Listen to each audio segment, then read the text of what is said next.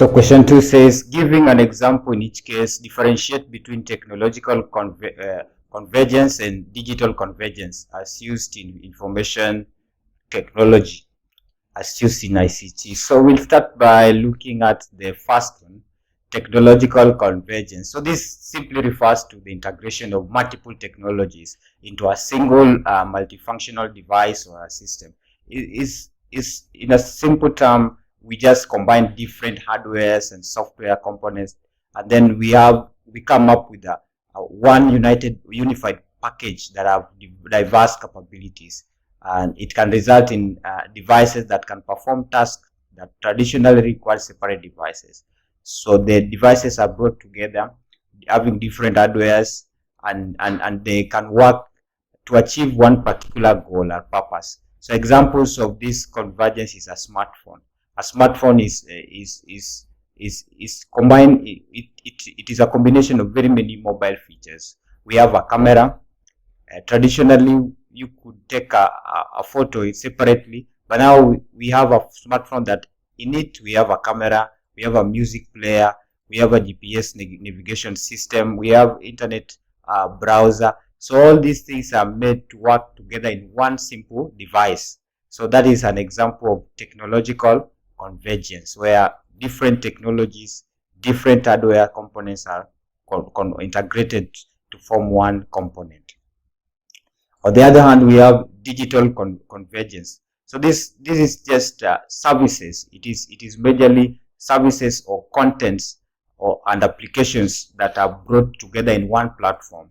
So it involves seamless integration of media, information, and communication through digital means. So we have different forms of contents that could have been delivered through separate channels. For example, we have content that could have been delivered through audio or using radio. Some could have been delivered in television. Some could have been delivered in other internet platforms. So example, now we have online streaming services such as Netflix or what we call Spotify.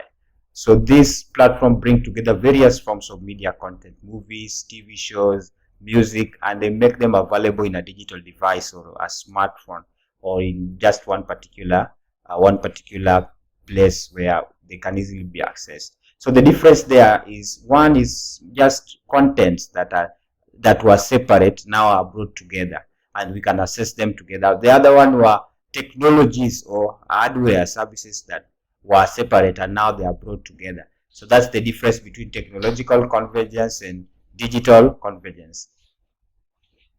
Then question B was asking you that XYZ Company Limited intends to develop an information system for its operation. Outline 3 strategies that the board could put in place to ensure that the success of this project. So the first strategy that this board could put in place is to have a clear project goal and objective. So once the goal and the objective is clearly defined, everything else that will be following this will be projected or work towards achieving the same goal. This involves things like understanding what the information system is intended to achieve, whether it is improving operation efficiency, whether it is enhancing customer service or any other. So the board should work closely with project stakeholders to ensure that everyone understands and agrees on the project purpose and the expected outcome. So once it is well defined, it will keep the project focused and aligned with the company's strategy without any part or any stakeholder deviating from the major purpose. So they will be focused and fixed. The second one is effective project management.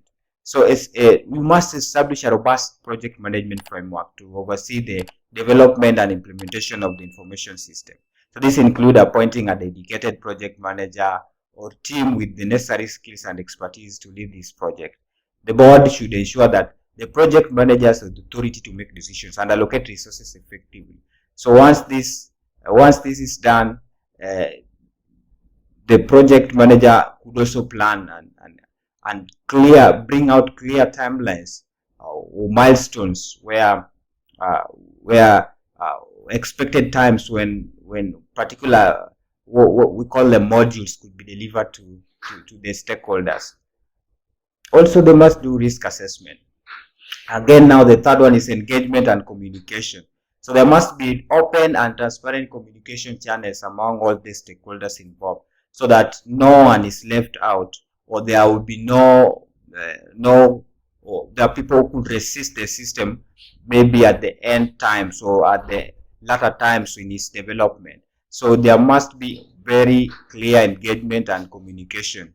It could include board, executive leadership, project team, everyone who will be using this, all the stakeholders. There must be regular communication that ensures that everyone is informed about the progress, about any challenges, and even the decisions that are made. Then there must be user involvement and training. Remember, the users are the people who are going to use these systems.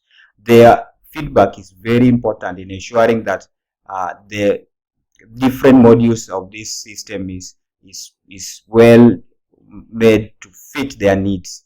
They must be trained to ensure that they know how to use this system, so that this system will now end up achieving the particular goal that it was meant to be. Then question C says, the question C says, suggest how a business could overcome each of the following e-commerce challenge. So the first e-commerce challenge that he said here is payment fraud. So payment fraud, maybe this business is using online payment platforms. So the first thing is to implement secure payment gateways. So they must use reputable and secure payment gateways that offers advanced fraud detection and even prevention mechanisms.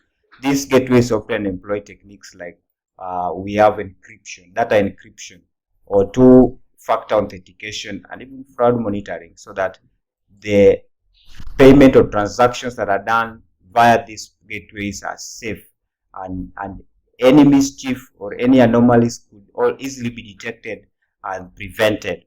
The second one is lack of visitors to the business website. So this is a business that is having website, but there are very few people who are visiting this website to check the content. So they can do what we call search engine optimization, SEO. So this will help the website to at least improve their website visibility when someone or a customer or anybody surfing through the internet can easily see. They can do that by optimizing their website for search engines, by using relevant keywords, or creating quality content, and even ensuring that their website technological aspects are in order to be appealing to the people who are using the online or the internet users. Then there's another challenge there, theft or customer information. Again, here this is a security matter, so they could implement strong security measure. They could use hypertext transfer protocols. These ones have encryption.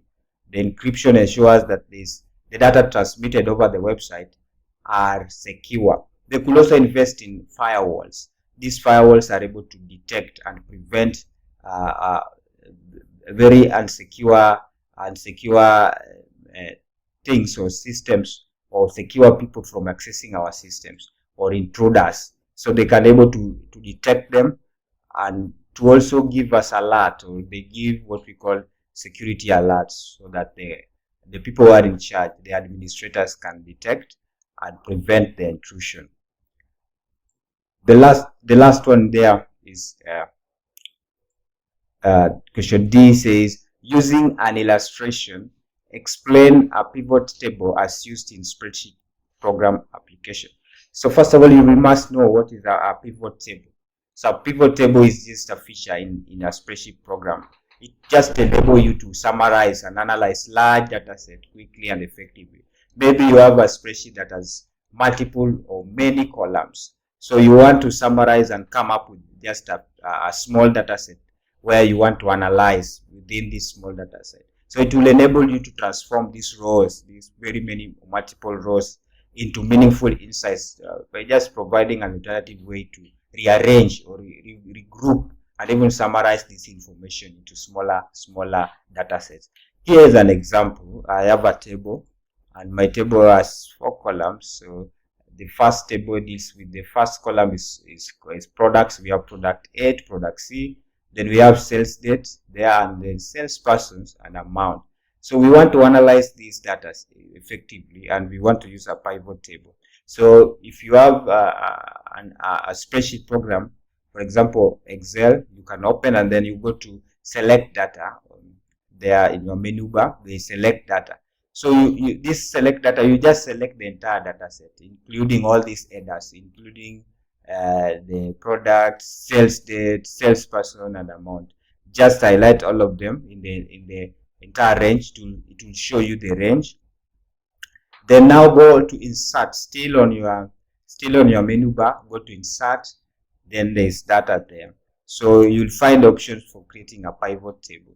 So now when the pivot table comes by, you'll see a new window called creative or create pivot table.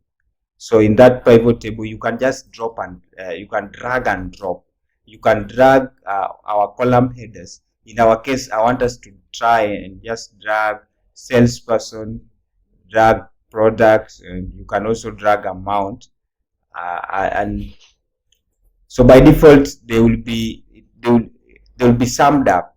So this, when you drag salesperson, then you drag product and you drag amount, there is this value that will come there and it will sum up the amount. So your pivot table setup might be a very small table with 3 columns, and the 3 columns are salesperson and product, and then a summation of amount. So that is a very good illustration of creating a summary using a pivot table.